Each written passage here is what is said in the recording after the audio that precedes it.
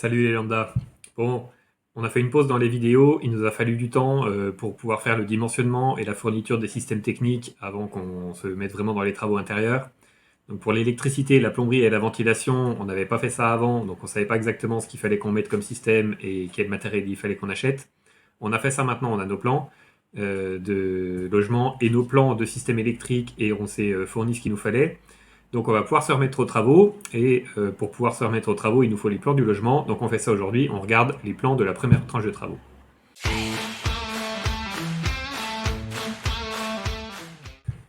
Alors ça c'est le plan 3D de la maison entière. Pour ceux qui ont suivi les vidéos précédentes, vous l'avez déjà vu. Ça représente le volume intégral de la maison. Sachant qu'on a représenté ici en gris, sur les différents niveaux, les volumes qu'on va pas utiliser tout de suite, et en vert, les volumes qu'on va mettre en œuvre pour le moment pour la première tranche de travaux. Alors je m'explique. On a décidé en fait de couper notre espace en plusieurs petits logements, enfin plusieurs petits espaces en tout cas, parce que on voulait pas se lancer dans avoir 200 mètres carrés de maison à refaire entièrement, les planchers et tous les travaux intérieurs, parce que du coup on allait tout commencer et jamais rien avoir fini. Donc on a décidé sur cette première partie de la maison là qui est sur le mur pignon côté rue, de refaire un logement de taille humaine, hein, disons, enfin gérable pour nous, environ 45 mètres carrés, un T2, avec un ensemble cuisine-salon, et séparé au-dessus d'avoir WC, chambre, salle de bain et dressing. Voilà, on regarde ça tout de suite. Alors, c'est foutu comme ça. On a un rez-de-chaussée. Au rez-de-chaussée, il y a une porte de garage avec une porte d'entrée qui, ici, n'est pas représentée pour une raison inconnue. Je ne sais pas pourquoi, ça c'est pas représenté. Bref, on a une ouverture dans la façade qui donne ici sur un palier, avec un escalier en béton qui monte et qui arrive sur une dalle en béton ici, commune. Donc ce qu'on veut faire, c'est garder cet escalier béton et cette dalle béton parce qu'elles sont en bon état, donc voilà, ça va bien. Et utiliser cette partie-là pour faire un couloir qui nous permettra d'accéder aux parties qu'on pourra aménager plus tard si on le souhaite. Et du coup, directement après la sortie de l'escalier là à droite, d'avoir une porte d'entrée sur la partie verte qui correspond donc au premier logement qu'on va organiser. Donc le premier logement qu'on veut faire, on voudrait avoir ici, en arrivant par la porte, avoir un coin qui est une entrée et qui donne ici sur une grande pièce qui est cuisine à droite et là salon avec la grande ouverture dans la façade qu'on va donc conserver.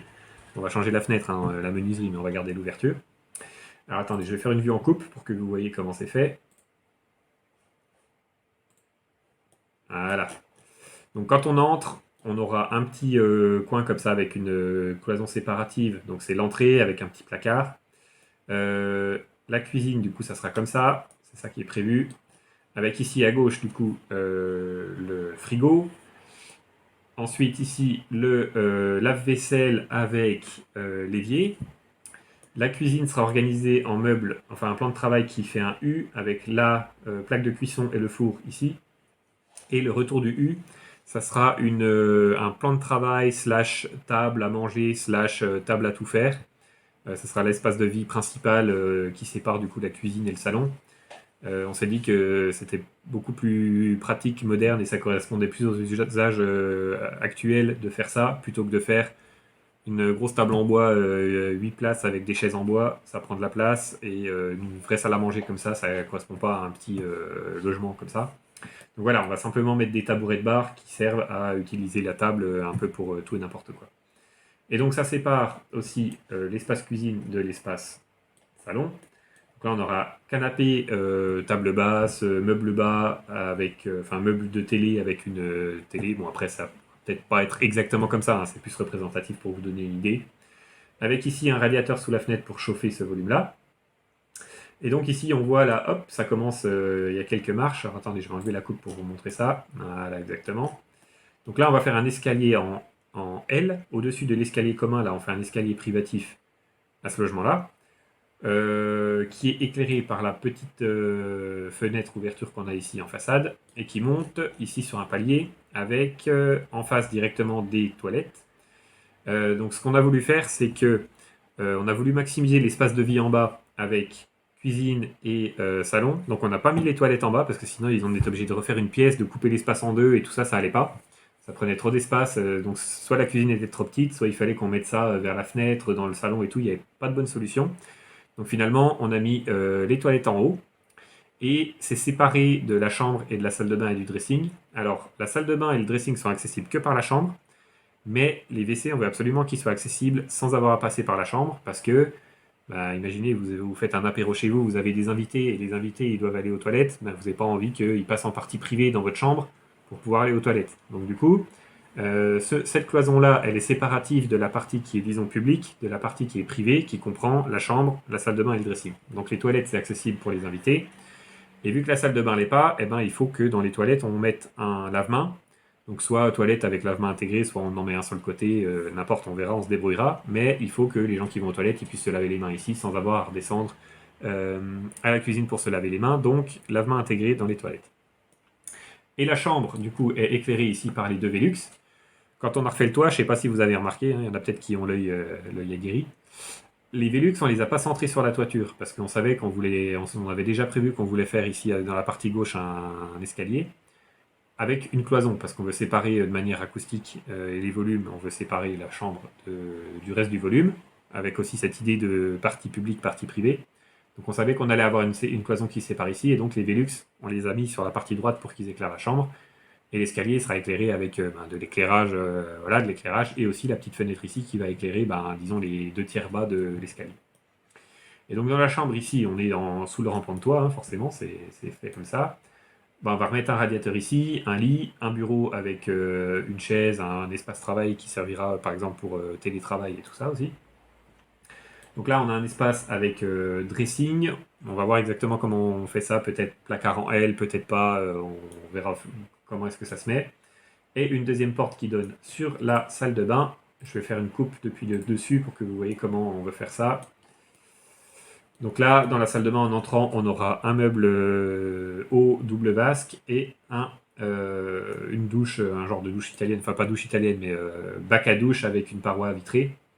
Sachant qu'ici, du coup, on a tous des angles à la con, hein. Il n'y a pas d'angle à 90 degrés parce que voilà, la maison, elle est comme ça, hein, elle n'est pas à l'équerre. Donc quand on fera nos cloisons, il faudra qu'on réfléchisse, peut-être qu'il va falloir qu'on fasse des cloisons d'épaisseur pas droite, hein, d'épaisseur variable ou de remettre des cales ou quelque chose comme ça pour avoir des angles à l'équerre, parce que sinon après pour mettre un bac à douche, faire des parois carrelées et tout ça, ça va pas aller, il va falloir faire des rattrapages et tout. Donc bon, ça c'est du détail, mais il faudra, quand on veut faire les cloisons au-dessus, là qu'on réfléchisse à exactement aux dimensions du bac à douche et que les cloisons ça aille exactement, quoi. Donc voilà, vous avez l'idée principale du truc. Vous entrez par la porte principale ici, vous montez la volée d'escalier en béton, porte sur la partie droite pour entrer dans le logement, entrée qui donne sur espace ouvert, cuisine, salon, escalier, escalier qui donne sur les WC accessibles pour les invités, et une porte qui sépare partie publique de partie privée avec chambre, dressing et salle de bain. Voilà. Tout le reste du volume, on pourra l'utiliser plus tard si jamais on veut. Et au rez-de-chaussée, je vous montre ce qu'on veut faire. On va utiliser le volume du garage pour faire des pièces techniques. Alors, vous aurez peut-être remarqué qu'il n'y a pas trop de place pour une machine à laver et un sèche-linge. Et du coup, ce qu'on veut faire, c'est laisser une pièce ici de 3-4 mètres carrés, une buanderie en fait, simplement, où on pourra mettre machine à laver et sèche-linge. Ça évitera les possibles dégâts des eaux dans le logement si jamais la machine à laver elle perd son eau et elle fuit. Et ça évite aussi que du coup on ait l'humidité du linge qui sèche et tout ça. Du coup on délègue ça au rez-de-chaussée, donc il faudra bien ventiler parce que pour évacuer l'humidité, mais au moins il n'y a pas ça dans le logement. Et l'autre pièce ici, c'est une plus grande pièce dans laquelle on va mettre chaudière, chauffe-eau, ventilation, réseau de plomberie, réseau d'électricité et tout ça.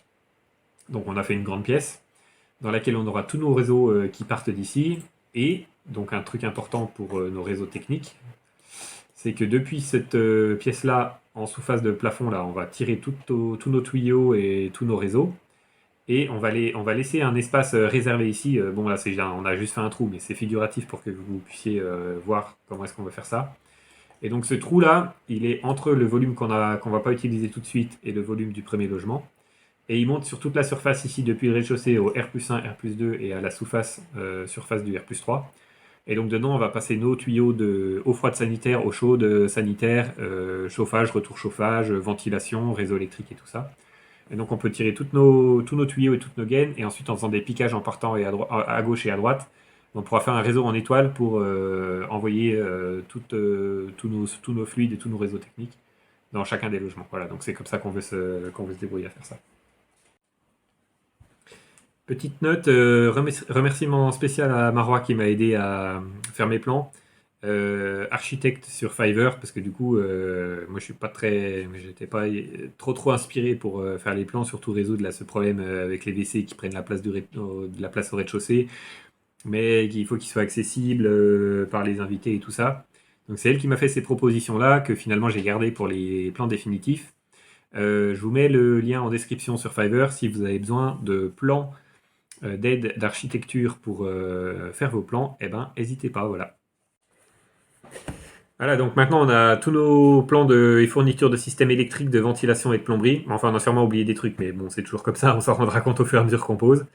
Voilà, on va commencer à faire nos pièces techniques, remonter un escalier, remettre les sols au carré, l'isolation des murs, les cloisons, la plomberie, l'électricité, tout ça. Bon, enfin, tous les travaux intérieurs, quoi. Si vous avez des remarques sur les plans, n'hésitez pas. On va avoir encore un petit peu de jeu sur la manière dont on veut organiser exactement les cloisons. Si vous voyez qu'il y a des petits trucs que vous avez fait chez vous qui sont pas top, ou des trucs que justement vous avez fait chez vous et qu'on a oublié dans les plans et qui sont top, n'hésitez pas, ça peut toujours nous aider. On aura peut-être l'opportunité de rectifier au fur et à mesure. On est toujours plus malin quand on est beaucoup que quand on est tout seul. Et donc c'est ça, on se relance dans la partie des travaux à partir de dès maintenant. Et voilà, c'est tout pour aujourd'hui. Je vous remercie d'avoir regardé cette vidéo. On se retrouve dans la prochaine pour de vraies nouvelles aventures cette fois. Et ciao.